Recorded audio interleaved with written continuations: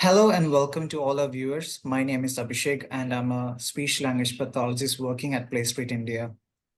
PlayStreet is an organization that provides educational services to help children with special needs to become independent and live up to their potential.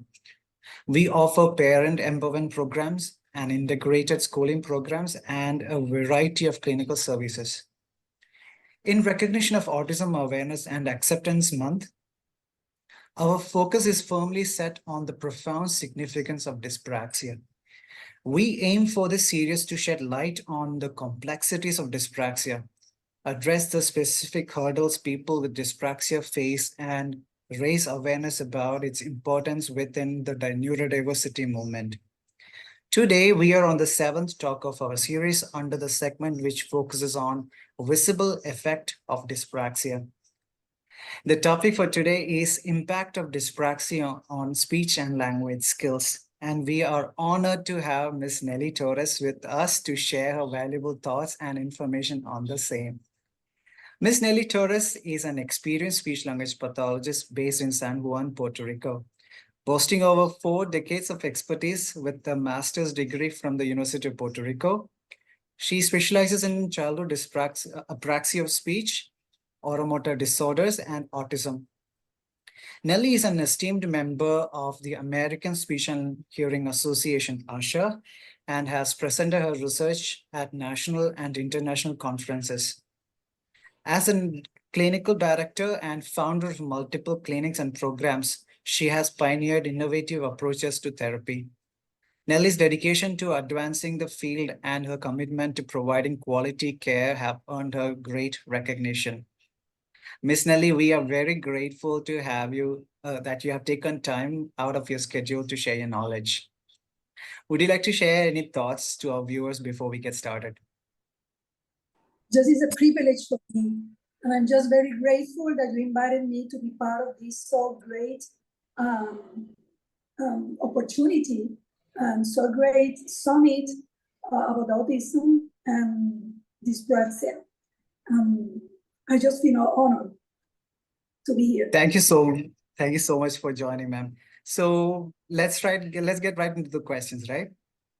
Yes. Okay. So what is dyspraxia and how can it play a role in speech and language skills of a child from a SLP point of view? Well, dyspraxia is a motor planning and coordination neurological disorder that it can affect 3 main areas of an individual.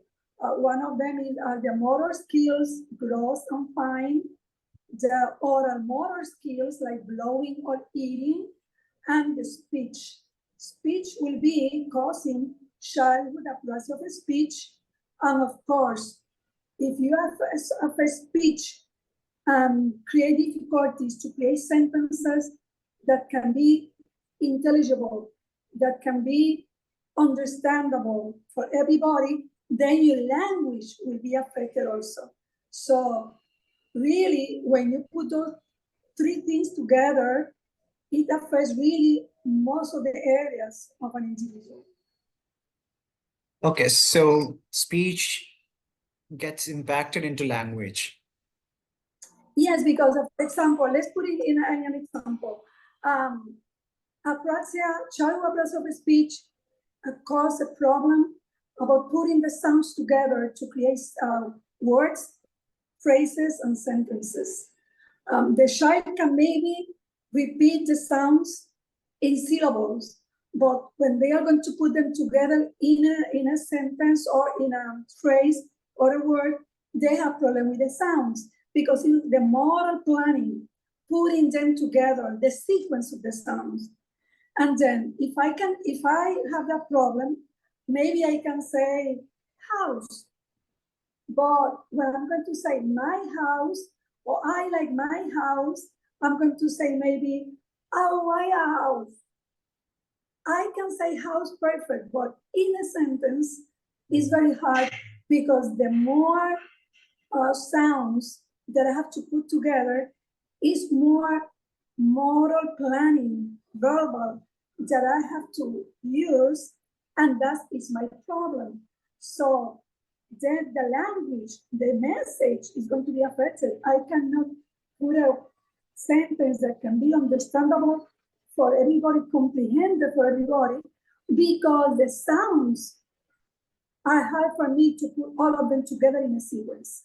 So that's how apraxia and language are affected. When you don't know that, you, a speech and language pathologist, you see a child, you don't know what is childhood apraxia of speech. You say, oh, I think that he has a severe expressive language disorder.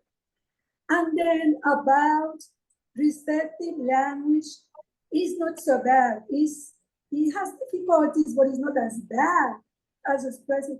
And he has some severe articulation disorder, or he has some phonological processing immaturity or problems. But you don't know what is apraxia, and you don't realize that what is causing the language, severe expressive language problem is apraxia. Because I cannot put sounds together to create a sentence. Correct, ma'am. So I also have seen with other SLPs, they sometimes get confused in diagnosing phonological disorder with apraxia. Sometimes they think it's phonological disorder, but it can be CAS, right? You can have two of them, but really the main one is apraxia, because if you just have phonological disorder, it's a child that can speak in sentences, can read, can write, can learn to read, can learn to write. It can, and then there are some mistakes that were common when he was 2 years old. They were part of the normal process of learning a language, because phonological disorder is language. It's a rule that the boy is not speech, it's language. So it's immaturity that has been carried on. And now he's 5 years old, and still instead of apple, say purple, for example. But besides that, his sentence is perfect. You can understand what he said. It's not a constant mistake, and is unimportant. It fits. You can predict the mistake. It doesn't vary. It's always the same mistake. For example, it's a fronting. It's always the same mistake. All assimilation, all appendices is always, it's a rule. It's a immaturity process that stays in a later age, but that's not apraxia. So if the child has that, a child with phonological disorder you can understand the child, but not the child with apraxia. So what is first is apraxia, the one that is affecting mostly the communication of the child. But then when you work with apraxia, the child is really improving, is doing much better, then you can target some phonological disorders that are there. You can target them, and they are predictable, they are a rule, they are easy to target. Hard is not as hard as apraxia. That is not the rule. It's unpredictable. So when it comes to phonological disorder, we can see consistent errors. When it comes to apraxia, the errors are inconsistent. And you can say perfect, because that's the number one thing that you have to use when you have to make a differential diagnosis. That's the number one.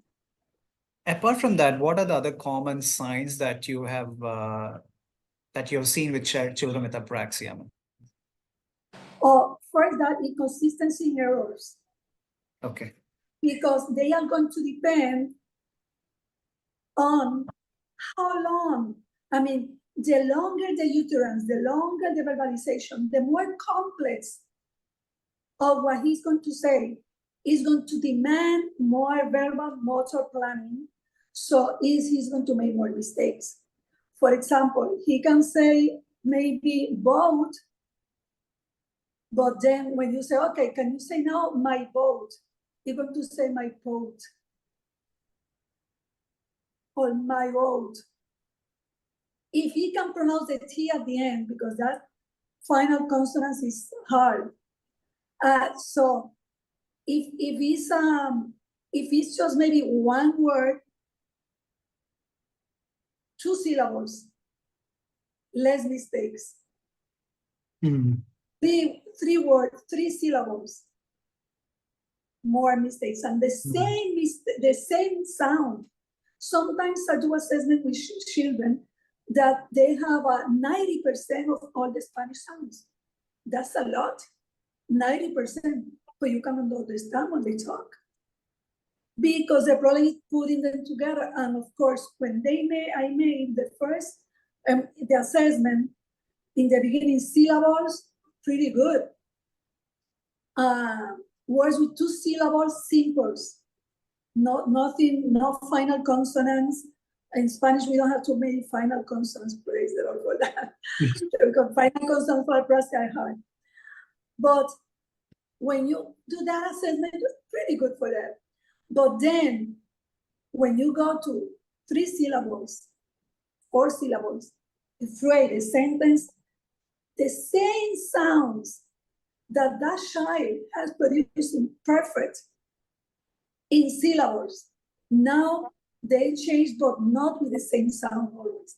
It's not that B is going to be always P. It can be M, it can be T, it can be any other word. It depends on the context.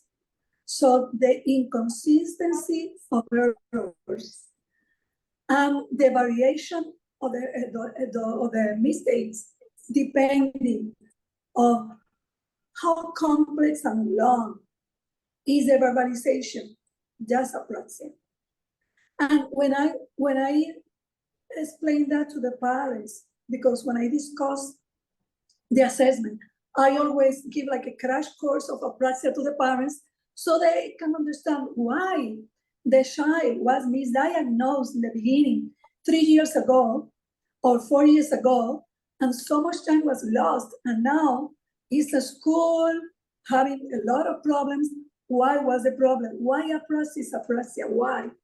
And then I put an example. I say a child that cannot say for example, the B, the K, the sound K. It can speak in sentences with you. The only thing is that the K is going to change it for another sound, like the T, and always we do it for that sound. That's an articulation speech problem. He's missing 1 or 2 sounds and always changes the sound for the same sounds. But he can speak in sentences. But he can speak. And you can understand, because we have in our brain, we have something that is a closure, auditory closure, that when we hear something, we immediately make a connection and we realize what the person is saying. It's like we hearing a conversation with a volume that is low, and then you cannot understand good, but with the context, you understand, even if you missing some sounds, even some words. In the same, when we read, some water splash over the paper, you still can read it because we have the same visual closure. So we have auditory closure. We can understand that child that it's making some mistakes because they are predictable. But with apraxia, it's different. Because sometimes the parents, we need an interpreter, the parents. For example, I remember a child that I was doing an assessment, and the child, as the father said, I'm going outside to buy something to eat for you, lunch, because I was going to assess in apraxia and feeding. And they said, what do you want? And the boy said, I want. And the father said, good. Yeah, and as the father, with my puzzle face, what did he say? He said, I want salad. So he said all the vowels. but he means all the consonants. So how can you understand a child like that? What the parents sometimes they don't understand, but in the context. It was a new child for me. He just arrived to the office. But if I'm showing a book that shows a salad, and he said, "Oh, do you like salad?" So I can understand, yes, most of the time. So that's a clear difference between a child with childhood apraxia of speech and a child with just an articulation problem or a traditional speech problem or a phonological disorder. It's really very clear if you take your time and study them. Wonderful, ma'am. So let's try to connect childhood apraxia of speech with dyspraxia. So over the years, you have seen so many children with apraxia. What are the common signs or type of dyspraxia that you have seen with children with CAS? Yeah, most common is oral disorder. For example, that they have problems imitating movement with the mouth or blowing candles or even kissing. They are, instead of doing this, or just put the lips on the cheek, but they cannot create a protrusion of the lips. Some of them also can have fine motor skills disorder about handwriting, a problem with handwriting. Because your handwriting is fine motor skills, and you need a lot of coordination. Maybe he can brush his teeth because he learned to do is more simple, but handwriting is something hard. So those are the two more common that I see.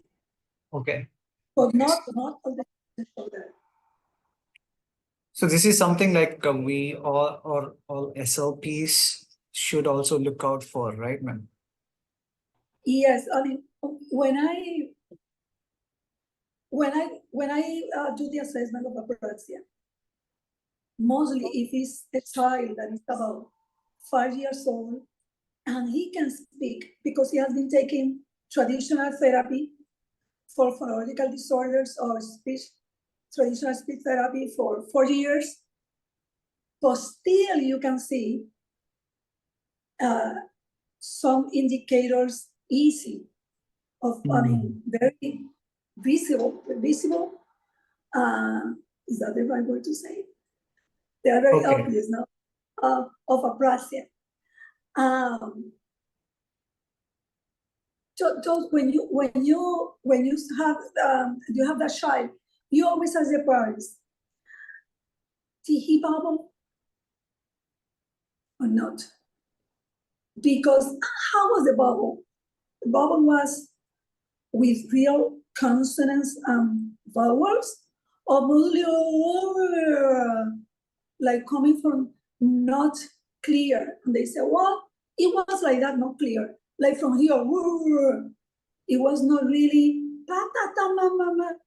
the vocal play, the bubble that the children do, or this part of the children development before 1 year. The other is at 2 years old. Did you understand him? Can he talk? No. Do you understand him? Yes, it's because he uses a lot of sounds and gestures. That's the difference between autism and apraxia, a child with autism and apraxia, and a child just with apraxia. Okay. That's another. And then 3 years old, can he speak? Yes, he started to speak at 3 years old. What he said, well, just some words, but not phrases. Can you understand him? Yes, I understood him. What about the rest of the people? No, nobody understood him. That's and at 4 years old, still.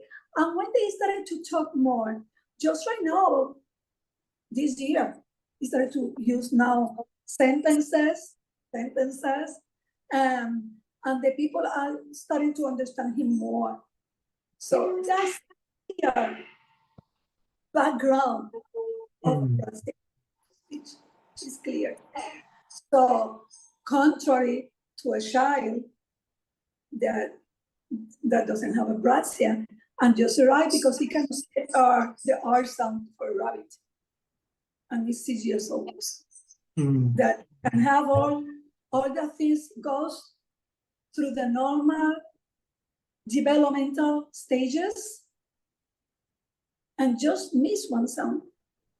So when you are going to that assessment at that age, you have to make those questions to have more the background. And another question that I make is, can he blow candles? Oh, this year is birthday for the first time. Before he couldn't do it. What about whistles? By the same time. And what about bicycle, ride a bicycle? He's still trouble. Even he cannot do that. So see, you have to start making a lot of questions about all the moral development, fine moral, about how can he brush his teeth by himself? He has some problems. Holding the toothbrush, but he can do it. And what about eating by himself? Oh, about 4 years old before, he was using his hands. He couldn't use a spoon. I mean, so a lot of questions that you are making that are just giving you a panorama, a whole framework to, at the end, when you do the assessment, the speech assessment, you can be more clear about what you have and more comfortable to make a diagnosis. So it's quite clear that when we do assessment, we shouldn't just focus only on the speech part or the language part. We have to look at all domains, like the bubble blowing or the automotor skills and other day-to-day activities. Excuse me, children is he okay feeding? Does he eat everything? Does he eat everything? Oh no, he's a picky eater. He doesn't eat too much. He's so sweet. The eating time is a struggle. It's awful. But he's taking now therapy, feeding therapy. Well, they don't realize that everything is connected. Everything is connected. I mean, and it's not that I'm going to work with that child in oral model, in moral development, like an OT, like an occupational therapy, but I need that information to know, to have a framework, to have all the whole panorama, I mean, when you are going to make a diagnosis, you have to be very careful. And the more information that you can have is better for you. You're going to feel more comfortable. So when we look at all the domains, and we can become more certain that we suspect the child to have apraxia or not. Yes. So now let's take in the case of autism and apraxia. Can you shed some light into that? It's very interesting because most of the children with autism, they have childhood apraxia of speech. Because really they have dyspraxia. They have also all the components. They have feeding issues, they have the motor coordination completely. Everything is in them. That doesn't mean that all of them has to have it. You can have children with autism that have apraxia of speech, but it's very common. That doesn't mean that if you have a child with childhood apraxia of speech of CAS, that he has autism. And that is very important because we have received children with a diagnosis of autism that they don't have autism. They just have apraxia. And we have received children that are in a school, in a classroom for children with autism, and they don't have autism. When we do the assessment, the child has all the pragmatic skills. It's just a normal, typical child, but with a severe speech problem caused by childhood apraxia of speech. But because nobody can understand him, he's like in a jargon that nobody can understand. Nobody can understand that the child, then he should have autism. That is the lack of knowledge. And it's something that cannot happen because that child, the only thing that they have in common is that severe speech disorder, nothing else. Nothing else. So about autism, the difficulty is when you are going to do the assessment, because the child has to be able to repeat. And if the child about the pre-language skills, that child cannot imitate, then you cannot do the assessment. And you cannot do the diagnosis, even though you suspect that he has CAS. Then you have to work in therapy. You have to work so as that child can learn to imitate the imitation skills. And when the child can imitate with the body consistently, even with the mouth, it's very hard. It's harder. Fine motor skills. This is gross motor skills. Fine motor skills are harder. We run and walk before we do handwriting. So that's a normal development. You know, at 1 year old, you cannot even hold a pencil. So if the child can imitate you, your body with the music, with the sound, doing, raising your hands, whatever choreography you want to do, if the boy can do that, but then you try to imitate with the mouth, even non-speech, is easier non-speech than speech. The child first produce movement with a like kissing, blowing, to how do you say in English? Strawberries, blackberries? Yeah, raspberries. Yeah. Berries. That's non-speech, and the baby can do that. So so that's easier the speech. So if the easier movements is hard for him, but he's trying. He's trying to do it, but it's hard. He's trying to move the tongue, but the only thing that he can do is stick it out. But he cannot move it. Then he's ready for an apraxia assessment and diagnosis. But if the child cannot look at you, at your eyes, and cannot imitate,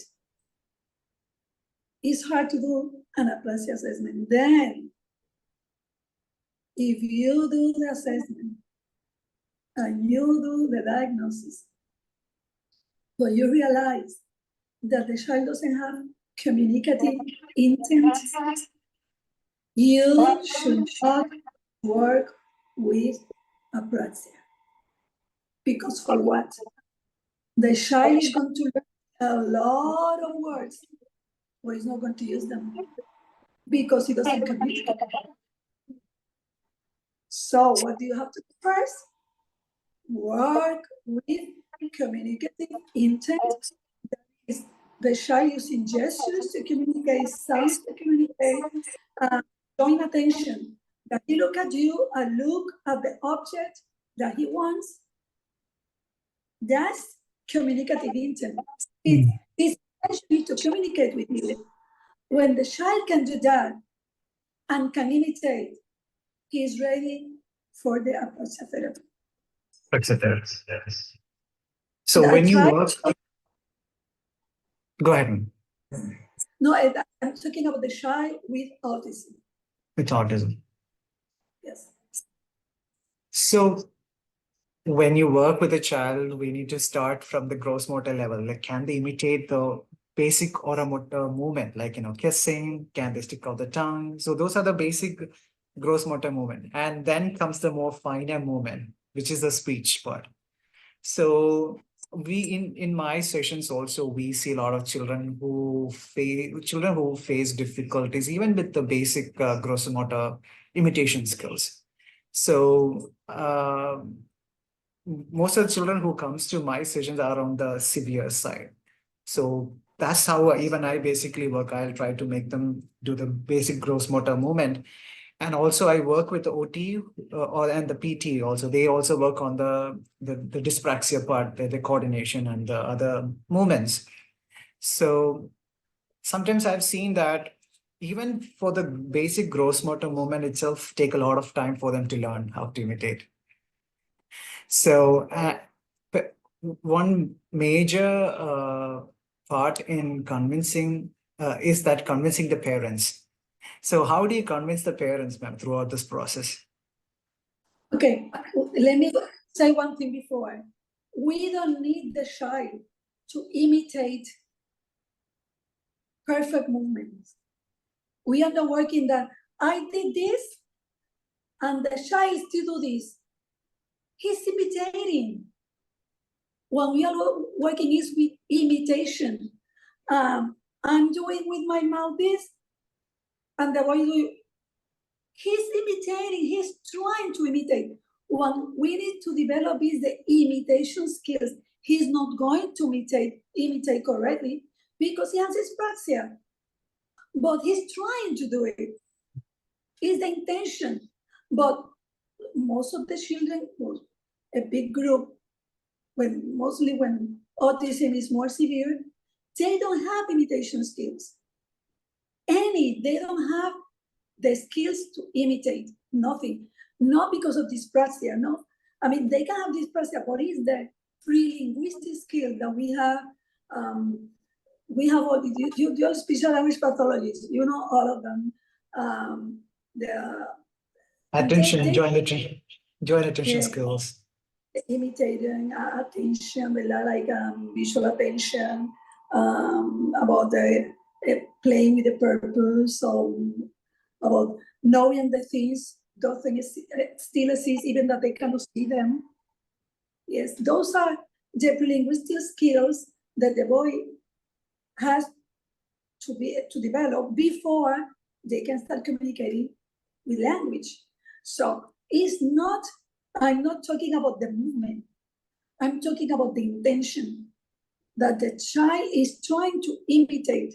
He's trying to imitate perfect, because now it's going to be harder here, but he will try to imitate.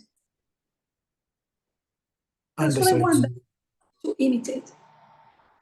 And to the father, that's why we're working with apraxia. The parents have to be involved, and with autism, even more. That means that it's not that kind of therapy if it's in a school that you never see the parents. It's a constant communication with the parents so that they understand everything what's going on, and that you are not wasting the time of the child, because the child doesn't have time to waste.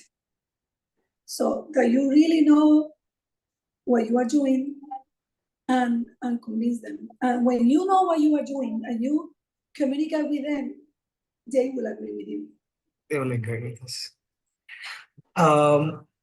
Now I have to connect with the auditory processing issues or disorder with CAS. So I've read an article. So they say that there is a link between auditory processing skills and apraxia. How much do you agree with that? Do you know something? I always knew that there was a connection, but there was no research until I think that 1 or 2 years ago. I knew because we do auditory therapy, traumatic auditory therapy with the children with apraxia. We saw a lot of improvement. I mean, the one that take it and the one that Charlotte doesn't take it, the difference is like a whole world. Such big one is coming out of the apraxia, you can overcome it. If you start a preschooler with the right diagnosis and the right treatment. And I'm not talking about 7 years or 10 years old that are older kids. But then about 2 years ago, 1 year ago, came out of research that said that the children with apraxia, they have problem with the perception of their own speech, auditory perception of their own speech.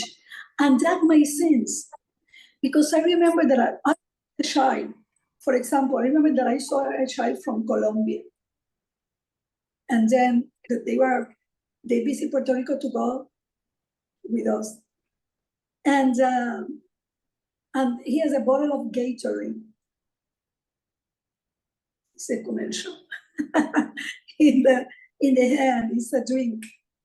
And I said, what do you have in your hand? He said, wavy. And I said, can you try to say like I do? And I say, Gatorade. And he said, wait, why wait? I mean, you can see more. It was better. But the way that he looks at me, is like, I did it.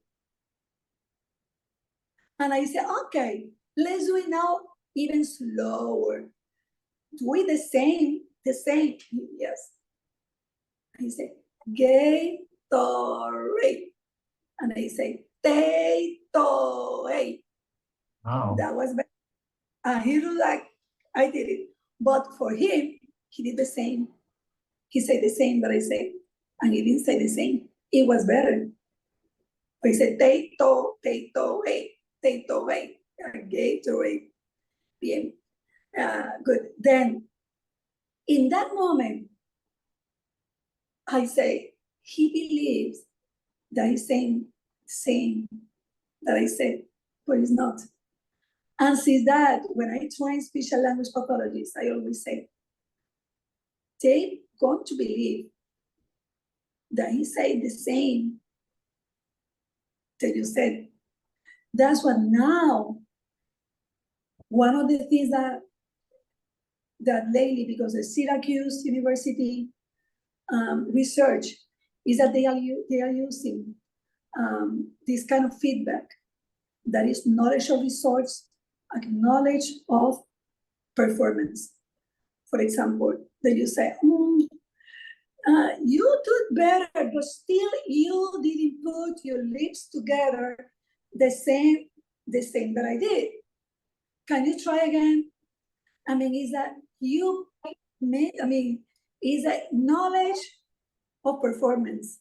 You are giving him a feedback of how he's saying. So they realize, and the results is you did good. Good. And now this is something new because of the research that has been incorporated in the therapies of apraxia because of that. So at the child, they don't realize that they are saying something different. And it's something that we born, since we are babies, that is in our brain. That's how we develop speech.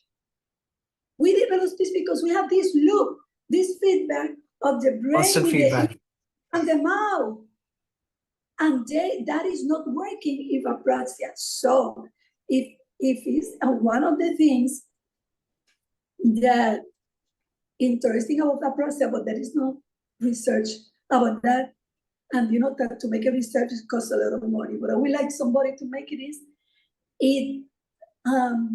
the sequence, the time, the temporal sequence that sometimes is affected in the speech timing. They speak like apple, not apple. Or they are going to say umbrella, umbrella. Is the whole prosody, and the whole like chopping the words in syllables. Also, we realize they have problems with sequence like before, after, first, last, that is so important for reading and math. And we have, with all our children with apraxia, we are assessing those, and all of them fail with those concepts also. So that will be good to know, is that part of the apraxia, because that's not part of other children that we assess with just language problems. And for about apraxia, going back to research, that's the last research for me. I mean, there are some other research on some approaches, therapy approaches, about RAS, DTTC. There are some other research about them. But for me, this is so important, because that means that we have to work with that. And we have to work with the children with a self-correction. And the only way that we can work with self-correction is, first, we start using this feedback with knowledge of performance and knowledge of research. Then recording, that's what we do, recording the therapy, and share with them some of the things that could do. First, the child has to point on them that could be saying better. I mean, can you say it better? Because we have to do, plus also we are giving the therapy, auditory therapy, to all the children with apraxia. And for me, that's very important. So definitely, it's a research, it's a connection.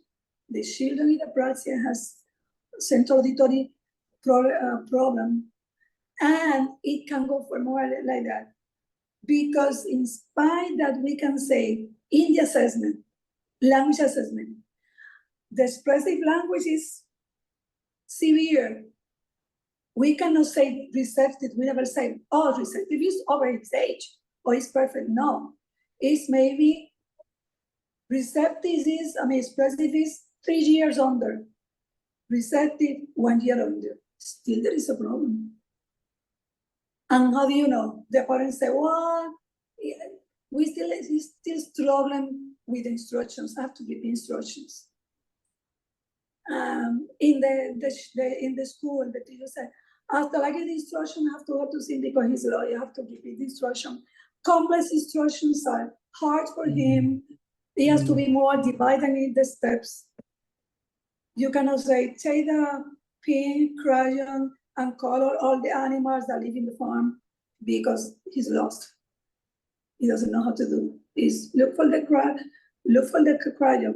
Now look at the penguin. Now look at the paper. Look at for all the animals that live in the farm. Now make a circle. It has to be. So that's auditory processing. So there is a clear connection. And the other thing, reading. They all have problem with reading.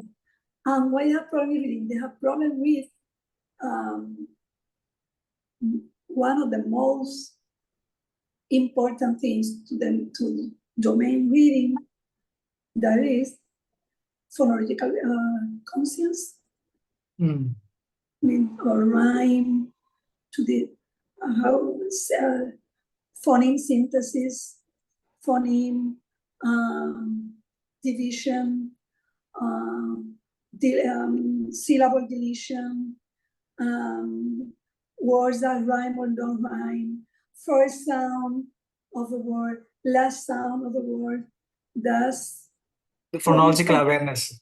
Phonological awareness. That's the word I was thinking, trying to translate from Spanish to English. I couldn't find it since. That's phonological awareness. And phonological awareness is auditory processing, because that's auditory. And all of the children with apraxia, they have problem with phonological awareness and then reading difficulties. It makes sense, ma'am. Like when you're connecting to different dots, for example, auditory processing You need to have the constant feedback for them to understand what they are talking so that they can self-correct. So when this feedback system is affected, then they are incapable to self-correct themselves, to say it in the right way. And again, that affects their phonological awareness, it affects their academics and their reading writing skills. Yes, they're reading because of the problem with auditory processing and phonological awareness. And the writing because of, first, the handwriting. And second, it's have you ever seen a human being that can run but cannot walk? I always say that to the parents. No. So you cannot write if you cannot read. Because to write is more complex, and your first domain reading in any language, and then you write. I mean, you can copy from the blackboard, but that's like a drawing. But writing that now, okay, you are going to write now what you think about it. It's hard. So really, those two things are very hard in children with apraxia. Those two skills, and that's what they fail at school. So what are the common treatment strategies or approaches that you do for children with apraxia of speech? Well, there is a lot of them, but I'm going to concentrate in, and of course I cannot explain all of them because All the things. But just mention them. The one that have more research. One of them is DTTC, that is dynamic tactile temporal cueing. They use words that are mostly frequent for the children to take them to generalization, to give like a functional language for the child to be able to communicate. And I like the different steps that they recommend to practice, like, okay, he's going to practice with me slow and simultaneously. Then slow by sentence. Immediately after I say, you are going to say them. Listen the words. I'm going to count to 10. Then you repeat it 10 seconds. So these kind of things can be used. I mean, with any other approach that you use. But they have it has a lot of research about DTTC to be a good approach for apraxia. It's really excellent. The other one is REST. This is the one that has more investigation because it's backed by the Sydney University in Australia. So, and I like it a lot. I like it a lot because they broke with what was forbidden before 10 years ago. In apraxia was forbidden to work with non-words. So they said, don't waste your time. Use real words.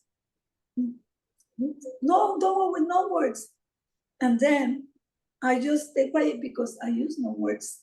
Because I say, but I have to teach the child the combination of this and to other, not with a complex word because it's hard for him. But I didn't know what I was doing.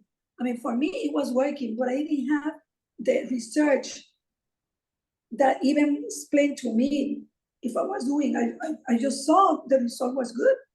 But then they arrived with a research about 5 years ago to the convention USA, and they showed that they used no words, and the results were outstanding. They used 3 words, 2 words to learn the child to go from one sound or syllable to the other in the right prosody. Prosody? Yeah. Or you say prosody or prosody? Prosody. Prosody, okay. It was, and it's so good because you have to know which child in what step of the treatment you're going to use it. REST means for rapid syllable transition treatment. Is E minor letter, and then ST in capital letter. And really is very effective for children when they already are producing 3-syllable words, and you are going to try to move them more to use sentences. It's amazing. So it's more ahead in your treatment of apraxia. The other one is no-field approach from England. They also have research, not as much research as the other ones, but they have good research. And I like that they have a hierarchy to go from syllable to sentences, well controlled. That's very good. And then the other one is prompt, PROMPT, and they use kinesthetic, tactile clues using your hands, your fingers in the mouth of the child to give clues to the articulators. And that is also very good when you want to have the child to develop the sound. It's very good. So what I'm trying to say is that all of them are good. That you should learn all of them. For example, we have something like no-field, but in Spanish, with the hierarchy that we have developed, and phonemic, we have developed, but then we have integrated Trump, we have integrated TTTC and REST, because all of them are really excellent. But you have to know when and with who and how. I hope that you know to do it. So it's not that you should not marry with one. No, this is not. I only use GTTC and nothing else. No, because all of them has something. For me, it's like having a toolbox, and you have a lot of tools, and then you say, okay, with that boy, with this boy, I'm going to use this tool. But just right now, this tool, I need something else. Let me use now this tool. So for me, I really like all of them. And there is the last one that is biofeedback. But really, it's just, you need a machine. It mostly used, is very expensive, the machine. So the person is mostly for bigger kids, more high functioning, that can see the mouth, how it moves, but really it's in my country, in having those economical that money to buy a machine like that and to use just for a small amount of clients is not really not really intelligent deal, not efficiency, cost efficiency, that's the word. So those are the approaches. So from what you said, even I want to talk about Kaufman approach, which uses the words, the real day-to-day words that we use, and rest is something. Kaufman doesn't have research. That's why I didn't mention. Okay. And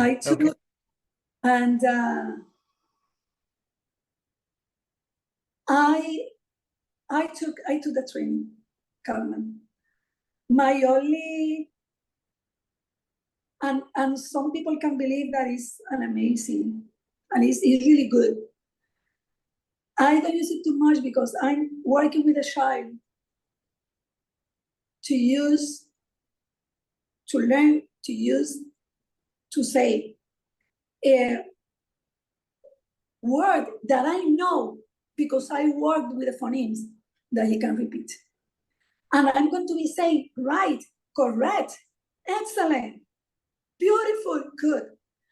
But if the program say that I show a banana and the child say, before he say Anna, no say anana, and I'm going to say right, is kind of confusion.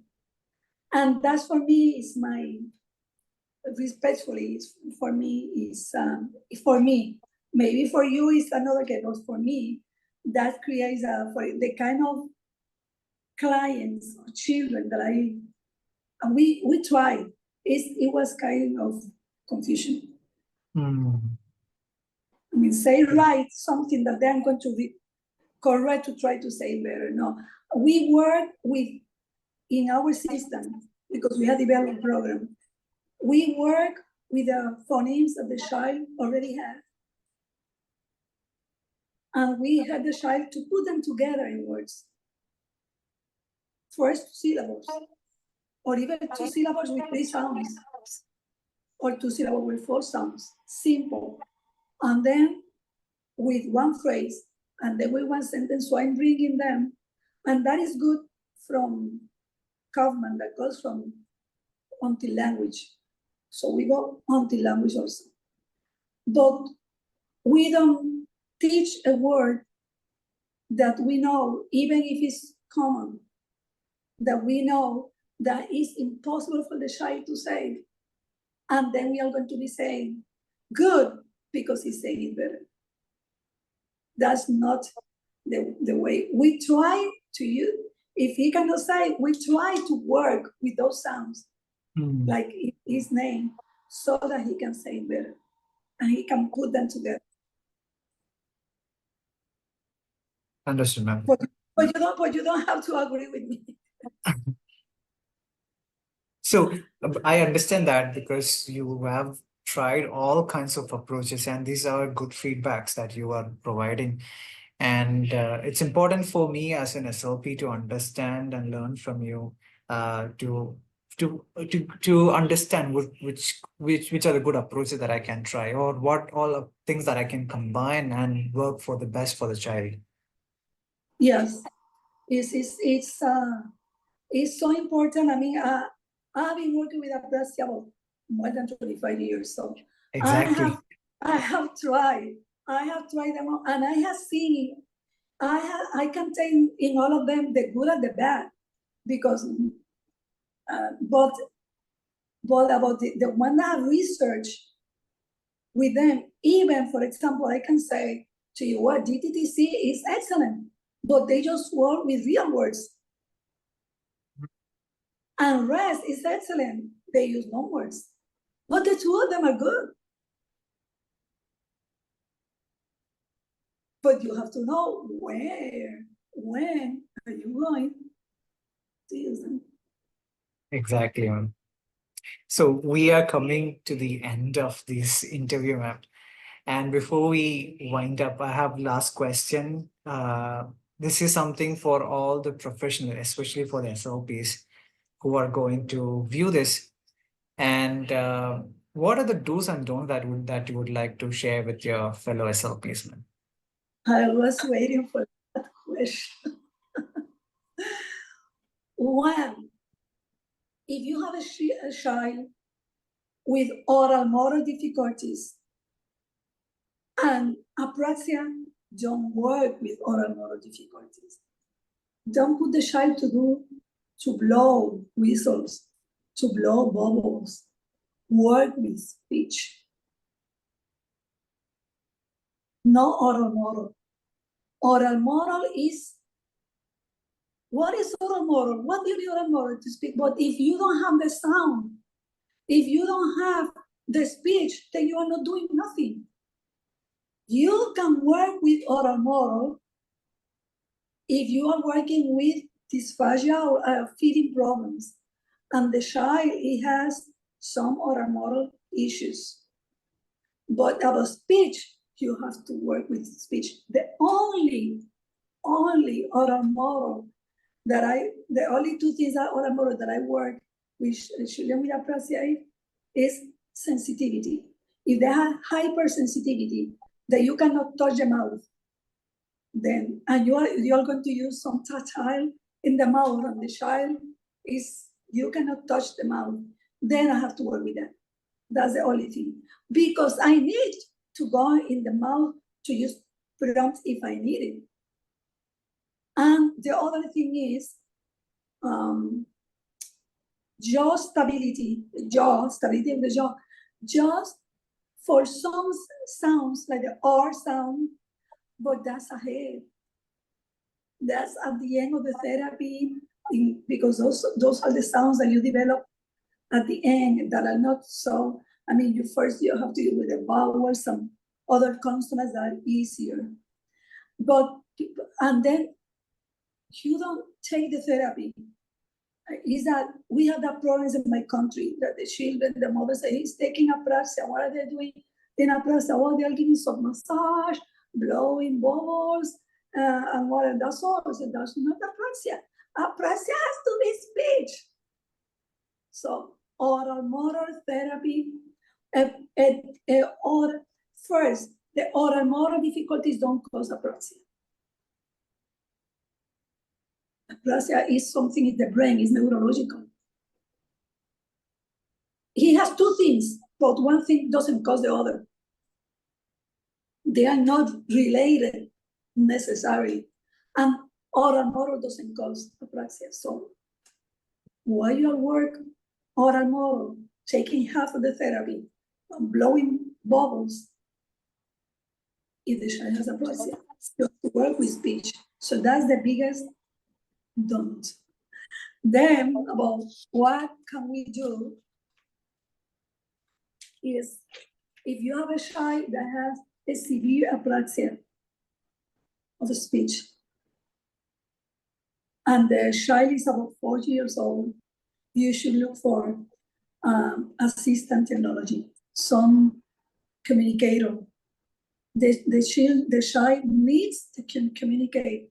That is going to put down some behavior problems, that is going to help the child emotionally. So that doesn't mean that you are not going to work with apraxia, but apraxia is slow. I mean, it's going to take on for the child to be able to communicate clearly, that the people can understand him or her. It's going to take years. So in the meantime, that child needs something to be able to communicate. So it's important that you look for assistant technology, like a communicator. And the other thing is that, remember, in apraxia, we don't work with sounds. We work with sequence of sounds. We don't work with, and he's going to develop the M sound in initial in the middle position, like a regular therapy. You are working, he goes from mom, is the sequence of sounds. So of course you have to develop the sounds, but if the child has 10 sounds, are you going to use all the therapies developing all the sounds that he doesn't have? Start with the sounds that he had and help the child to put them in sequence using words, simple words, while you develop other sounds. So this is not like traditional therapy that you look for the missing sounds. Okay, let's start with the missing sounds. And surprise, the missing sounds,